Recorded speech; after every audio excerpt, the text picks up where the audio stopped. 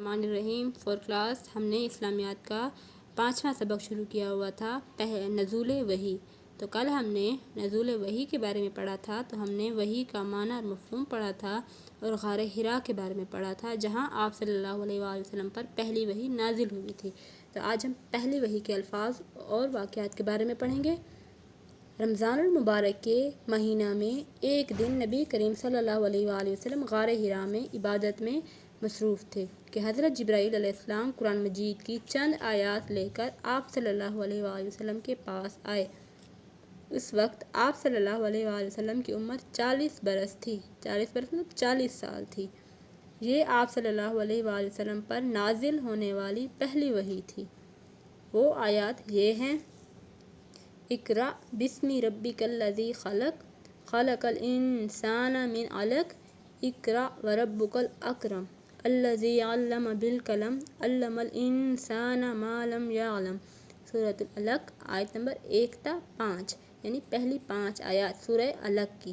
تو بچوں یہ جو سورت ہے یہ کہاں پر ہے؟ یہ قرآن مجید کے سب سے آخری پارے 30 پارہ جو ہے، آخری 30 پارہ جو ہے اس میں یہ صورت واقعہ ہے، اور پہلی وحی میں جو آیت نازل ہوئی تھی وہ اسی صورت کی پہلی 5 آیات ہیں جو ابھی میں نے پڑھی ہیں۔ ترجمہ اس کا کیا ہے؟ اے محمد صلی اللہ علیہ وآلہ وسلم، اپنے پروردگار کا نام لے کر پڑھو جس نے پیدا کیا، جس نے انسان کو جمے ہوئے خون سے پیدا کیا۔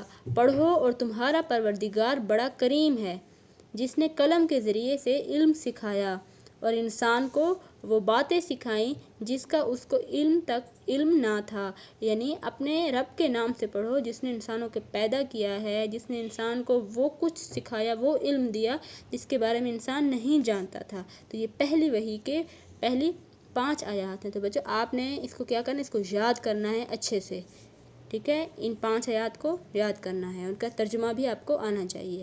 اب آگے میں پڑھتی ہوں۔ اس وحی کے نزول سے آپ صلی اللہ علیہ وآلہ وسلم پر لوگوں کی تعلیم و تربیت اور انہیں سیدھا راستہ دکھانے کی ذمہ داری ڈال دی گئی، یعنی آپ صلی اللہ علیہ وآلہ وسلم نبوت کے عہدے پر فائز ہو گئے، اور ایک نبی اور ایک رسول کا کام کیا ہوتا ہے کہ لوگوں کو دنیا اور آخرت کی بھلائی کا راستہ دکھائے، انہیں تاریکیوں سے نکال کر روشنیوں میں لائیں، ٹھیک ہے؟ ذمہ داری ڈال دی گئی۔ پہلی وحی کا نزول آپ صلی اللہ علیہ وآلہ وسلم کے لیے بالکل نئی بات تھی۔ حضرت جبرائیل علیہ السلام کے جانے کے بعد آپ صلی اللہ علیہ وآلہ وسلم کے دل پر کپ کپی طاری ہو گئی۔ کپ کپی یعنی آپ صلی اللہ علیہ وسلم پر خوف طاری ہو گیا، آپ صلی اللہ علیہ وسلم کانپنے لگے۔ آپ صلی اللہ علیہ وآلہ وسلم گھر تشریف لائے اور اپنی زوجہ محترمہ حضرت خدیجہ رضی اللہ تعالیٰ عنہا سے فرمایا، زوجہ یعنی اپنی بیوی حضرت خدیجہ رضی اللہ تعالیٰ عنہا سے فرمایا، مجھے کمبل اوڑھا دو، مجھے کمبل اوڑھا دو۔ یعنی آپ صلی اللہ علیہ وآلہ وسلم خوف سے اس قدر تھر تھری طاری ہو گئی تھی جیسے سردی کے مہینے میں سردی ہوتی ہے، اور جس کی وجہ سے انسان کمبل اوڑھتا ہے، تو اس وقت آپ صلی اللہ علیہ وسلم کی یہی کیفیت تھی، اور آپ کے الفاظ کیا تھے کہ مجھے کمبل اوڑھا دو، مجھے کمبل اوڑھا دو۔ پھر انہیں سارا واقعہ سنایا۔ آپ صلی اللہ علیہ وآلہ وسلم کی زوجہ حضرت خدیجہ رضی اللہ عنہا نے آپ صلی اللہ علیہ وآلہ وسلم کو تسلی دیتے ہوئے کہا، اللہ کی قسم، اللہ تعالیٰ آپ صلی اللہ علیہ وآلہ وسلم کو کبھی تنہا نہ چھوڑے گا، تنہا مطلب اکیلا نہ چھوڑے گا، کیونکہ آپ صلہ رحمی کرتے ہیں۔ صلہ رحمی یعنی رشتہ داروں کے ساتھ تعلق جوڑتے ہیں، یعنی رشتہ داروں کا خیال رکھتے ہیں، لوگوں کا بوجھ برداشت کرتے ہیں، بوجھ یعنی ان کی مدد کرتے ہیں، غریبوں کی مدد کرتے ہیں، مہمان نوازی کرتے ہیں، یعنی آپ کے گھر کوئی مہمان آتا ہے تو اس کی اچھے سے مہمان نوازی کرتے ہیں، اور مصیبت زدہ لوگوں کی مدد کرتے ہیں۔ یہ حضرت خدیجہ کے الفاظ تھے جو انہوں نے آپ صلی اللہ علیہ وآلہ وسلم کو تسلی دیتے ہوئے کہے تھے۔ آگے بڑھتے ہیں۔ وہ آپ صلی اللہ علیہ وآلہ وسلم پر فوراً ایمان لے آئیں۔ جو ایمان کا مطلب کیا تھا؟ یقین کر لینا، دل سے کسی بات کو مان لینا۔ تو وہ انہوں نے آپ صلی اللہ علیہ وآلہ وسلم کی بات پر دل سے یقین کیا اور فوراً ہی آپ کی بات کو مان لیا کہ آپ سچ کہہ رہے ہیں، اور ایسی ہی کیفیت آپ کے ساتھ ہوئی ہے، کیونکہ آپ صلی اللہ علیہ وآلہ وسلم نے کبھی جھوٹ نہیں بولا تھا، اور مکہ والے آپ کو کیا کہہ کر پکارتے تھے؟ صادق، ویری گڈ۔ تو حضرت خدیجہ جو تھی وہ فوراً آپ پر ایمان لے آئیں۔ حضرت خدیجہ رضی اللہ تعالیٰ عنہا آپ صلی اللہ علیہ وآلہ وسلم کو اپنے چچا زاد بھائی ورقہ بن نوفل کے پاس لے گئیں۔ چچا زاد یعنی آپ کے چچا کے بیٹے، زاد یعنی بھائی، چچا زاد یعنی چچا کے بیٹے کے پاس لے گئی جو تورات اور انجیل کے عالم تھے۔ تورات اور انجیل یعنی سابقہ آسمانی کتابیں ہیں جو حضرت موسیٰ اور حضرت عیسیٰ علیہ السلام پر نازل ہوئی تھی، موسیٰ اور عیسیٰ پر نازل ہوئی تھی، تو یہ ان کے عالم تھے۔ عالم مطلب ان کی تعلیم دینے والے۔ اس وقت وہ بہت بوڑھے اور نابینا ہو چکے تھے۔ نابینا یعنی ان کی آنکھوں کی روشنی جو تھی وہ ختم ہو چکی تھی، وہ دیکھ نہیں پاتے تھے، نابینا ہو چکے تھے۔ انہوں نے پورا واقعہ سن کر آپ صلی اللہ علیہ وآلہ وسلم سے کہا، یہ تو وہی فرشتہ ہے جو حضرت موسیٰ علیہ السلام پر نازل ہوا کرتا تھا۔ کاش میں اس وقت زندہ ہوتا جب آپ صلی اللہ علیہ وآلہ وسلم کی قوم آپ صلی اللہ علیہ وآلہ وسلم کو وطن سے نکال دے گی۔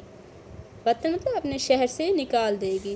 آپ صلی اللہ علیہ وآلہ وسلم نے فرمایا، کیا میرے ہی لوگ مجھے یہاں سے نکال دیں گے؟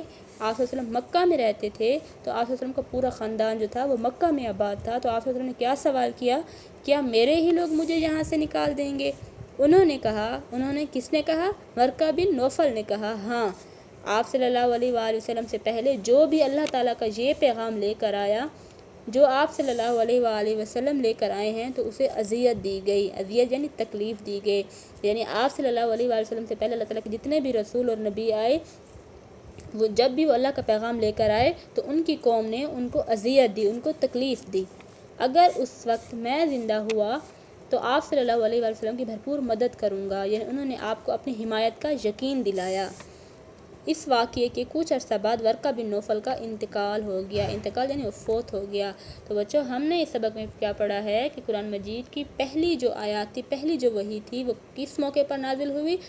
غار حراء میں نازل ہوئی، اور رمضان المبارک کا مہینہ تھا، اور اس وقت آپ صلی اللہ علیہ وآلہ وسلم پر ایک خوف طاری ہو گیا، کیونکہ آپ صلی اللہ علیہ وسلم کے لیے یہ بالکل نئی بات تھی، اور ایک فرشتے کا آنا اور آپ صلی اللہ علیہ وسلم کو اللہ تعالیٰ کے وہ کلمات کو پڑھانا، تو یہ آپ صلی اللہ علیہ وسلم پر بہت ہی مشکل وقت گزرا تھا، آپ پر خوف طاری ہو گیا تھا۔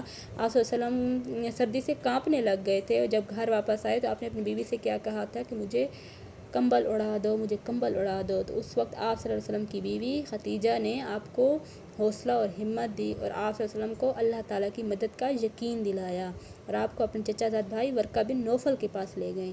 انہوں نے آپ کو اپنی نبوت کے بارے میں بتایا کہ اللہ تعالیٰ نے آپ کو نبوت کے عہدے پر فائز کر دیا ہے، یعنی آپ کے ذمے لوگوں کی تعلیم و تربیت، ان کی دنیا اور آخرت میں بھلائی کا کام سونپ دیا گیا ہے۔